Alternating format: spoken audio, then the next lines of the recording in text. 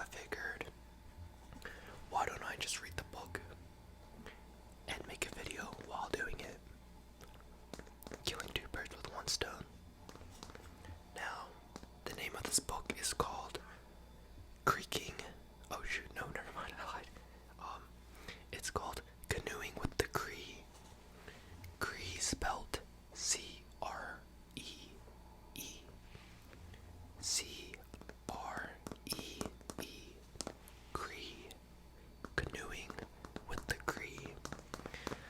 I have no idea when this book came out because I'm just looking at it from a website, so yeah. I already started the book. We're supposed to read half of the book beforehand, so now I have to finish it by reading the second half. It's about 8 chapters long. I'm not going to be reading all 8 chapters because that's going to take way more than an hour, and I don't have that much storage to record an hour or more, probably closer to like 2 to 3 hours to be honest, because that's how long it took me for the first 8 chapters. So I'm probably gonna read like 2 chapters. Like I said, I already read the first half of the book, so I'm just gonna I'll give a quick recap of what the first half of the book is about. Spoiler warning, obviously. If you're interested in reading Canoeing with the Cree, then this is your heads up, but it's not that much. I will admit it's more interesting than other books I've had read. I don't know if it's nonfiction or based on a true story, but it's just like a little adventure book, kind of like Huckleberry and Finn, or Finn Huckleberry. I forget. I just know it has Huckleberry or Finn in the title, but it's just like 2 naive boys on an adventure. In this case, the boys' names are Eric and Walt, and they are going out of high school, and most of their friends are going to college, whereas they decided they wanted to travel from, I believe, like Minneapolis to somewhere in Canada, and they traveled using a canoe. They got their money by going to a newspaper company place, like a newspaper place, and asked for money for their travels. In return, they would write weekly updates and stories on their travels, because what they were doing had never been done before from where they were traveling to, from where they were starting. So they got the go ahead, and they bought their materials and whatnot and started the journey. I don't know what time period this is, but I don't believe they have cell phones or anything. But they do have phones, but not like mobile phones and stuff. And they had bought their canoe for like $20 or something, which is apparently a lot of money at the time. I don't really know what time period it is. When I first read it, I thought it was like 1930s, but continuing to read it, I realized it is definitely way past the 1930s, so maybe like 1980s. I'm not 100% sure, but I'm going to be starting now. Where I last left off is they entered Canada, and they met some Indians, and they are the Cree. So chapter 9, Humiliation of the Sans-Souci. That's the name of their canoe. I don't know if I'm even saying it correctly. It is spelled S-A-N-S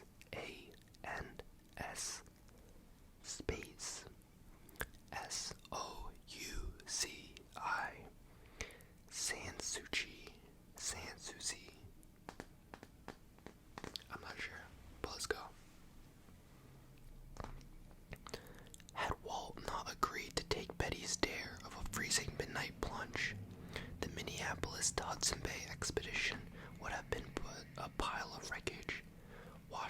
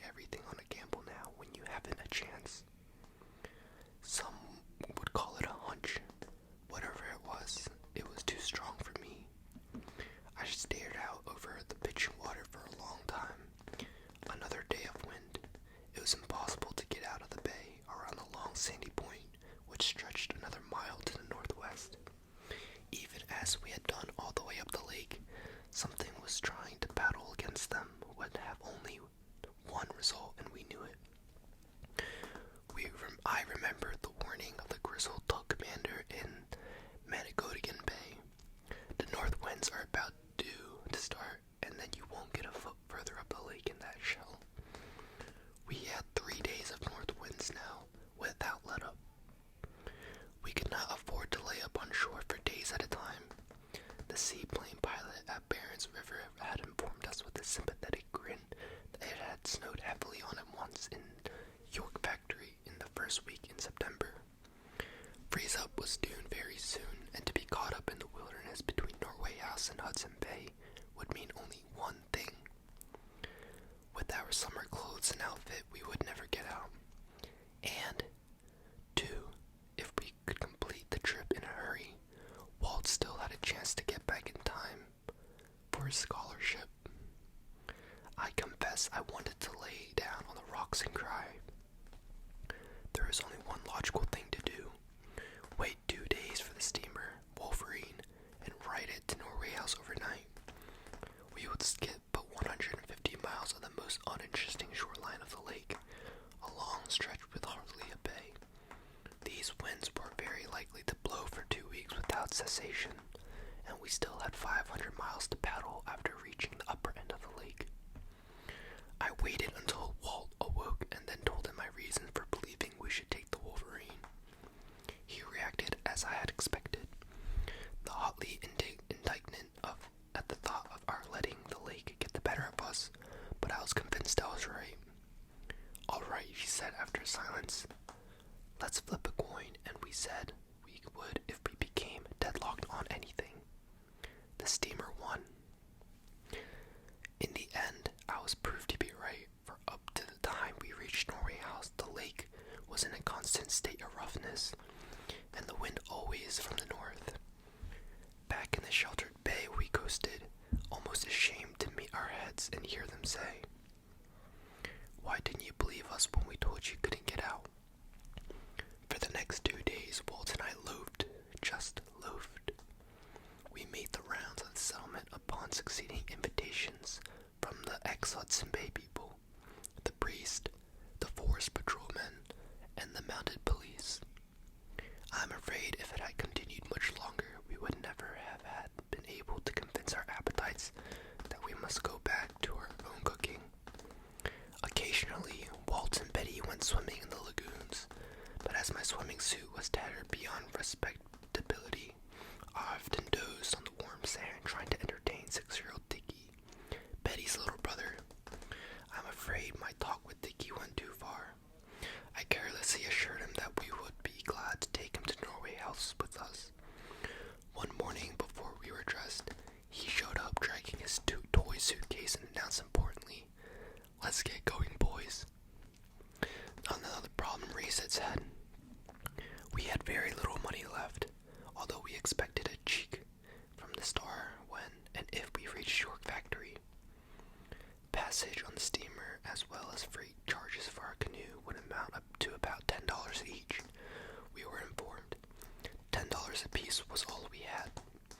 When the Wolverine, or the Wolf, as the freighter passenger is more familiarly known, jarred to a stop at the long log dock of the Hudson Bay Company, Walt and I took the bull by the horns and marched up to the purser. He was swell. When we started to mention our financial status, he interrupted with, "Oh yes, Mr. Jones here tells me you boys are a little up against it. Well, I think we can arrange it for about $5 each. That will include your meals." Good old Jones. He has got wind of our troubles and had waylaid the purser, Mr. Shepherd, and had made some sort of plea for us. I hope he did not pay the balance out of his own pocket. Into the side of the ship we piled the Sansuchi. What a come down for a tough little boat, riding in the belly of another ship, one that can manage the waves when she could not. Dinner was being served as we embarked. Watching Barents River fade away as the forest closed over the settlement was fascinating, but so was dinner. Dinner got most of our attention. We sat next to a missionary, the Reverend Walters, who, with his wife and charming little daughter, was on his way back to his little church at Norway House. our destination and trip, he promised to give us letters to the Ark Dagon at York Factory. Eating noisily on our other side was a trapper, prospector, trader, and general man about the woods. He was tall and thin, and his red hair had the appearance of having gone uncut for months. He talked incessantly of himself. When we mentioned of our 7-day trip from the city to Barons River, he said, "Why, me and a partner I used to have come up from Winnipeg and reached Barons in 5 days. And furthermore, we had 1,000 pounds of flour with us. And another thing, we went up the west side of the lake and then cut across. A whole day's jump in nothing but a canoe," he said. He was a graduate of McGill College. According to his story, he had the most beautiful wife in the north, but wouldn't subject her to the hardships of his cabin life. Later, we learned that his tale of making Barons River in 5 days was untrue, that he had never been near McGill College, and that he had kept his poor wife out in the bush for so many years it had broken her body and spirit. He turned out to be the only bad egg we found in the large basket of the north we explored. After dinner, I climbed to the top deck of the Wolf. The dying sun, a huge blood-red disk, tinted deeply the low-hanging western clouds, and on the heavy waves of the blood of the sun seemed to be sprayed, enchanting each white billow which leaped and rolled with its brothers in a crimson sea. It was a gorgeous spectacle, and as I stood clutching the forward rail, moving rhythmically with the rolling motion of the boat, I felt something of the urge which turns sailors' face always toward the water. I felt a sense of pressure over the strong, crafty lake that I had never known before. This was different. One could learn to love a body of water while searching Winnipeg. Roaming on a ship like this, there would not be that eternal fear of the lake's smashing strength which helps to determine your every move when you travel in a small craft. Gradually, in the dimming, low-lying mass which was the shore, we lost sight of the indentation which we knew was Barons River. The last dark island slid away. The mantle of gray which misted the waves grew into lapping blackness. My hands which clung to the rail felt a moist chill growing upon them. The Wolverine swung due north and pointed her dipping and rising nose toward the polar star. Low voices speaking in the old tongue of the American savage floated down from the pilot house, accompanied by intermittent puffs of tobacco smoke. The half-breed navigators were settling down to the night of silent, watchful steering. As I pulled my sweater closer and turned to descend, I caught a glimpse of their glistening yellow-brown faces and their gleaming eyes, as they strained to pierce with their vision the fog of the night ahead, into which the ship was slowly coasting, and a gray mist on the sea's face, and a gray dawn breaking. Dawn broke through my porthole, chasing the gloom of the night up and down the walls, and flooded over the white sheet that had covered me in my little bunk. Morning at sea. At least I could imagine it was the sea.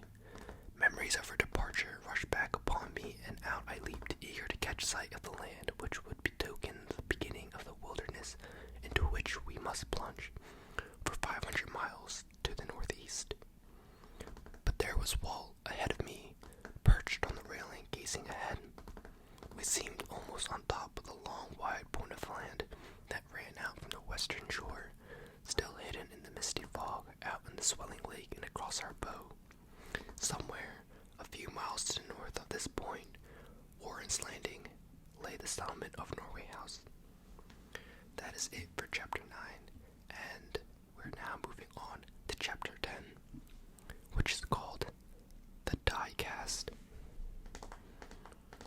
To Hudson Bay, well, boys, hate to discourage you after coming so far, but I don't think you can do it. Be getting pretty cold now in a couple weeks, and I'd hate to see you get froze up way out in the bush somewheres. I didn't look up at the speaker, a fisherman who watched us load the canoe for a short run from the Warren's Landing to Norway House, until I was sure the baleen Ken was wedged, but tightly in the prow.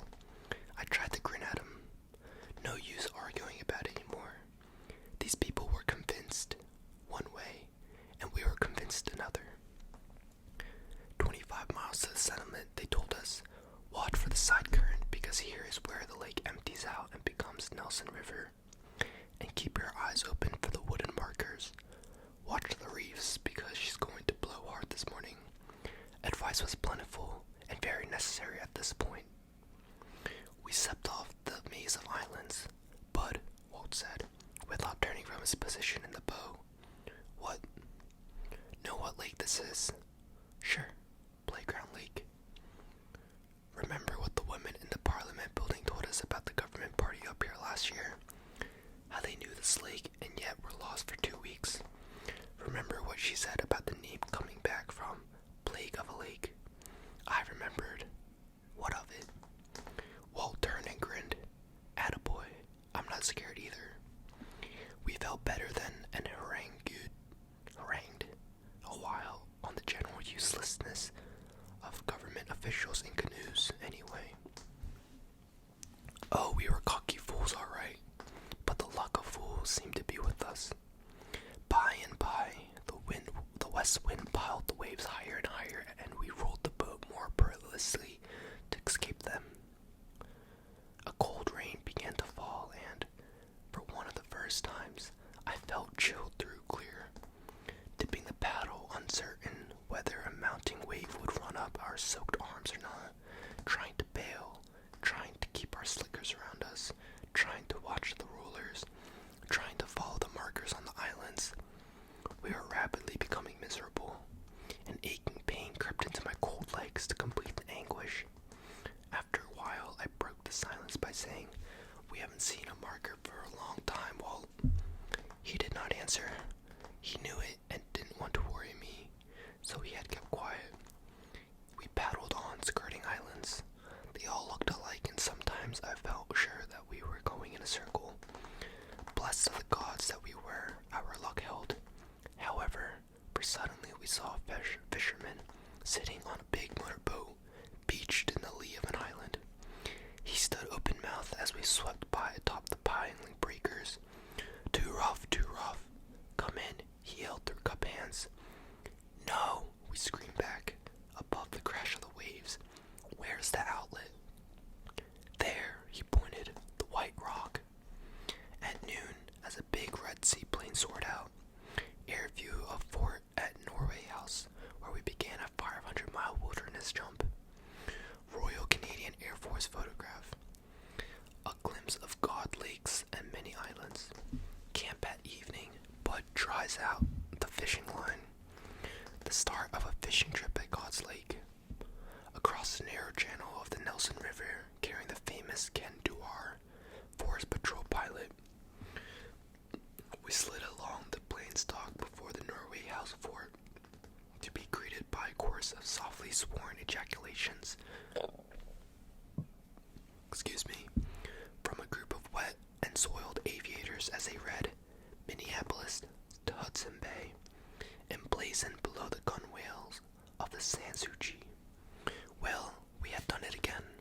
We had given the treacherous Play Green Lake a decisive licking, with the help of the fishermen. Not a glimpse of satisfaction penetrating my aching head.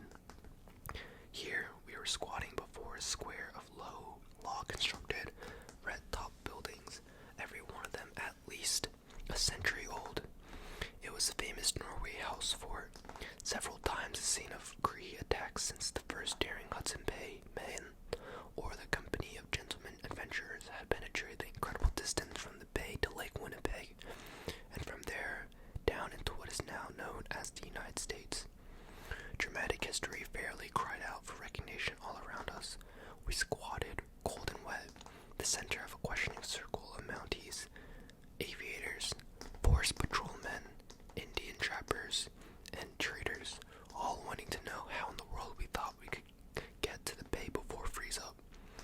Not the thrill of pride was conscious.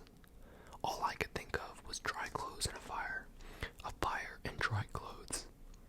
Directed to Play Green Inn, we clumped past the wreck of a long, clumsy scow as big as a miniature yacht. Not until I was curled before the fireplace at the inn did it occur to me that what I had seen was a York boat. Think of it, a York boat. One of the crude contraptions first nailed together at York Factory, in which traveled 11 trappers at a time, hauling it over many Nelson River portages on log rollers.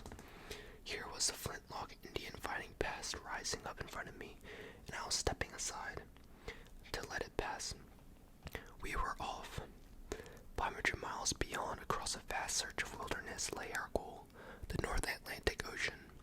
Could we do it?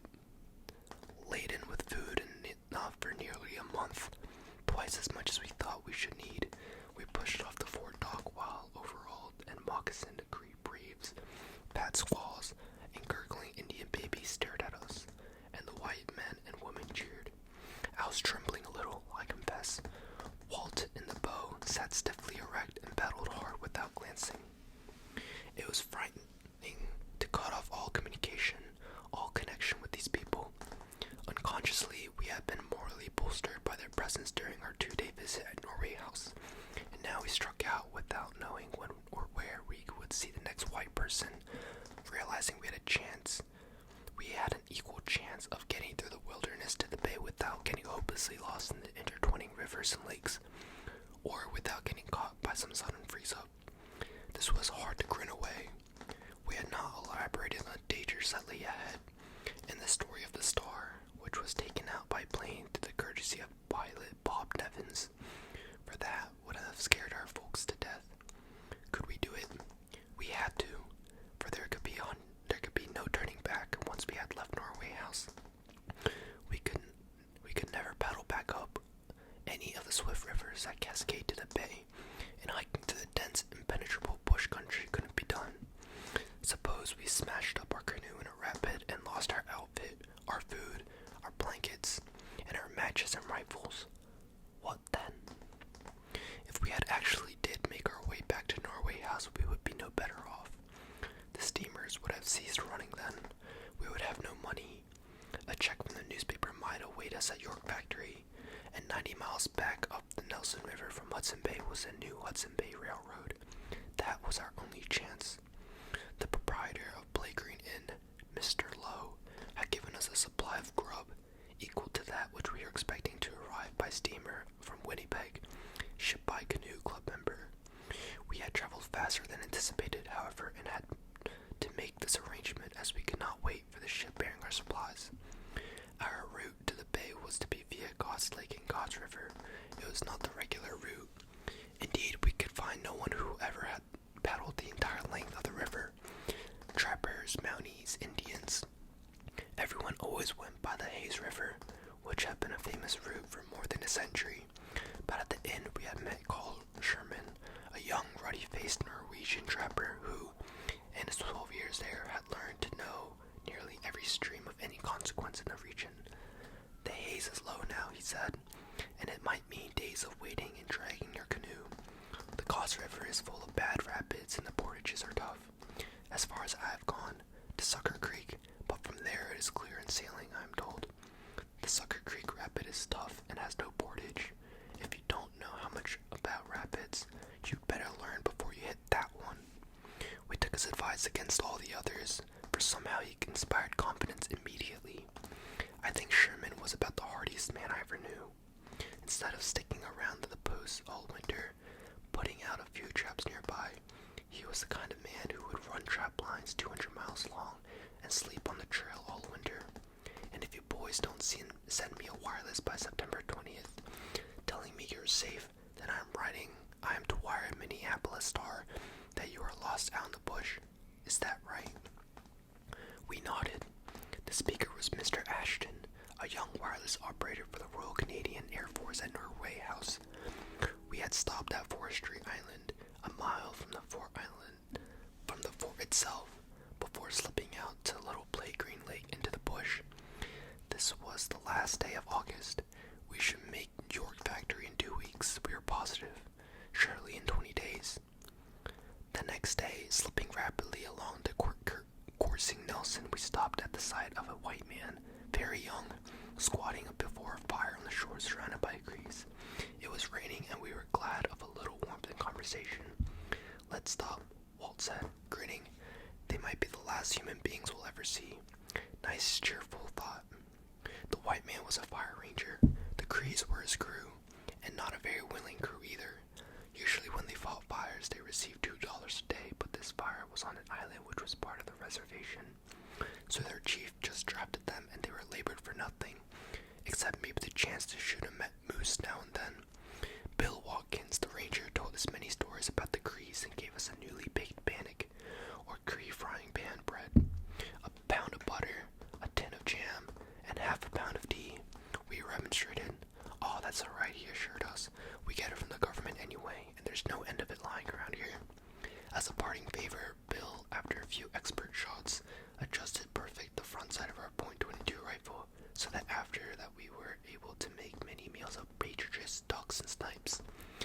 sights had been off the line entirely. Bannock, they told us, will ruin a white man's stomach for 2 years if he isn't careful. It is much too heavy for regular use. Walt knows all about it. He must have thought he had to show the Fire Ranger the very depths of his appreciation, for he ate at least half a bannock himself. What a tummy that boy had at night. He groaned and rolled all night in the cold, drizzling morning. Walt was pale and a trifle shaky, but better. He guessed he had used too much butter, so he gave that to me. On second thought, he guessed he would keep our brown sugar since I had the butter. The Shylock. Watching the maps we had obtained from Ashton were detailed but unmarked. We swung due east at the high rock, an immense granite mass shaped like a huge loaf of bread and covered with tiny pines. Now we were in the Ikemamish River, pronounced Ichimamish. That means in Cree, water that runs 2 ways. Trying to figure that one out. Well, a couple of days of paddling down a tiny stream, one comes to the height of a land, a divide. There's a dry portage of 200 yards, then more water, which is supposed to flow east. In reality, there is no current on either side. Bud, Walt yelled from the stern. I almost fell out of the canoe, twisting around. It was another one of Walt's ideas, this time a good one. Just feel the breeze behind us. Why don't we put up a sail? Out we piled into willows and cut out a stout pole. Our square sail was an entire poncho, which is bigger than the average blanket, and the sail, I must admit, was very crude and very hard to manage. But it worked. With one of our crew of 2 scrunched down in the bow, bracing the mast, and the other ruddering with a paddle under one arm, and the other arm wound around the sail ropes, we skimmed along nicely. Curled in the bow, I watched the unending willows slide by, outlined against the unchanging gray horizon. Occasionally, rain pattered down on my slicker. On we sailed, and I fell asleep. The sound of voices and the grating of our gunwale against another drew me out of my dream. A heavy gray Indian freighter canoe, an old chestnut occupied by middle-aged Cree, 2 Cree children, and a white man, and powered by a battered 2-cylinder outboard motor, was alongside. The children were pointing at the funny sail and grinning. The old Cree stared steadily, the inscrutable expression in his eyes, which were enfolded by wrinkled flesh, remaining unchanged. But it was the white man in the bow talking earnestly with Walt who held my interest. His hair, which straggled from under an old-fashioned hat of city make, was sodden gray, and his unkempt beard was gray. But his weak blue eyes were those of a young man. He spoke eagerly, almost with the enthusiasm of a child. After years in the wilds laboring in the service of the Lord at the little mission on Island Lake, this priest was on his way to Norway House, where he would put the children to school and himself embark for Winnipeg and eventually for Quebec, his home. Going out at last, there is no doubt that we were the first whites he had seen since the start of his happy return journey, and all his pent-up emotion flowed out in expressions of joy. So this is what the men had meant by half-pushed. Neither this clergyman's sensitivity mind nor his delicate physique had been meant for the bush country. Constant associations with stolid savages, the grim loneliness of long winters had shaped the fine edges of the former. Heavy bannock, greased fried meats, and back-breaking portages had destroyed the latter. Later we learned the priest was 35 years old. We had guessed his age at least 20 years more than that. Either one of the masters, the Northland, as Carl Sherman had mastered it, or one is mastered as our poor priest. There is no compromise. And that is the end of chapter 10. I hope you guys enjoyed. I'm sure you guys probably had no idea what was going on. Maybe understood some parts. I'm gonna be honest, I didn't even understand some of the parts, but it's fine because it's just an assignment. And I can just Google the questions later. Anyway, I hope you guys have a